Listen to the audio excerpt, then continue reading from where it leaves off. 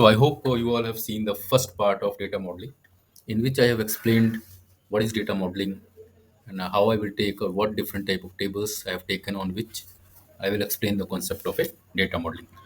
Now, after watching that particular data modeling part one, now in this particular session we will see how to do data modeling using Power BI. So you can see in that particular screen that Power BI has already opened. Now let's connect or import that particular file. So as usual, we will start the blank report, go to Excel. So my file is available in download. In download, my file name or my Excel file name is data modeling. Just select that particular and open it. So hopefully it will take a few seconds. So you can see that it's opening or you can see it's connecting. So this particular file is a workbook, and the name of that particular workbook is data modeling. And this data modeling workbook, you can say, will be comprised of two sheets. The first sheet name is order detail. So you can see the preview. If I will click on that particular column, so you can see this is the preview of first sheet, which will be comprised of order detail. And let's select second one. So person detail, from the name it is clear, will provide the detail who are the person, and their personal detail means their last name, first name, and age.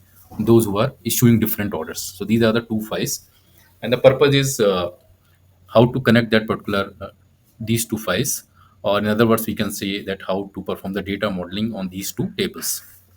So after selecting both the files, you can say I have already selected both the sheets of workbook data modeling. I will simply click on load option.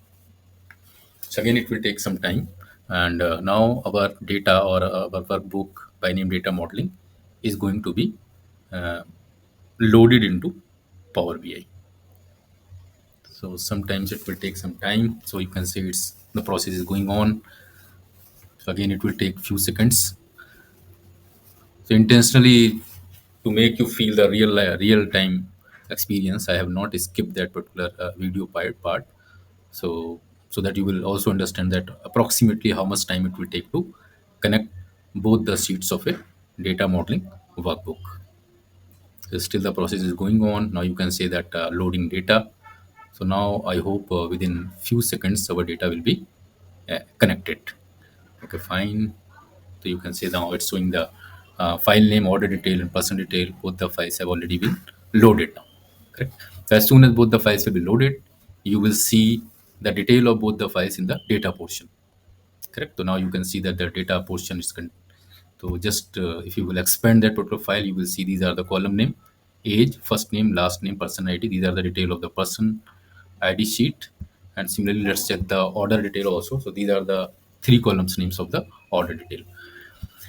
Now, to see the data modeling, let's go to the data modeling view. So here you will see that particular. So this is the your model view. I have explained in my first video of data modeling. This is your report view, in which I will create one report today, and this is your data view. If you will click on data view, you can see the whole data which have already been connected. Correct.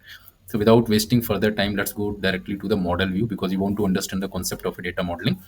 So just select data modeling, and you will see since there was a common column in both the tables by name person ID in person table and person ID in the order detail. So Power BI has created a relationship between these two tables automatically. Let's little bit drag so that we can see better picture. Yes. So now you can see it's showing one to many relationship. So this is one and this is many relationship. So one to many. Why one to many relationship? Because one person can order or can issue many orders. Can issue many orders. So that's why one to many relationship has already been established. If you want to see more about that particular, see, so just double click on that particular arrow. So now you can see that it's showing the type of relationship. So this was the first table, this was your second table person ID, and here you can see the person ID has been selected, and here also that person ID has already been selected. And the relationship, you can see it's many to one. Take the many is many order can be placed by one person. So this is the relationship. If there will be a common column in both the tables, it will automatically connect it. So let's quickly close it. Now let's see how to make a chart by using these two tables. So for making chart, let's go to the report view. Report view, suppose I want to see that how many persons or which person orders how many gods. So let's quickly check the pie chart, double click pie chart. In pie chart, from the person table, I will take person ID as a legend. So you can see that the person ID, you can drag and drop also.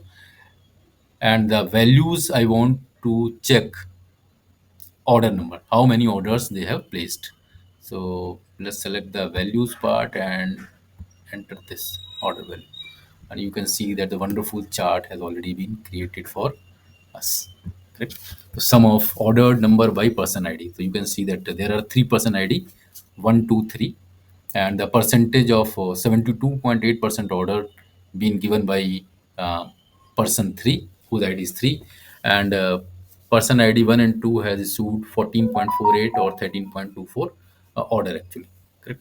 So in this way, we can draw such a wonderful graph.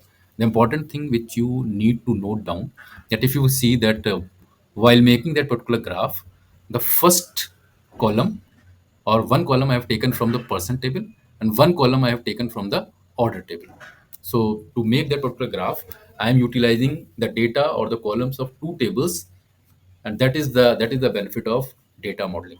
So we can make such type of a wonderful chart. Formatting I have already told you how to do, so I'm not repeating that particular part.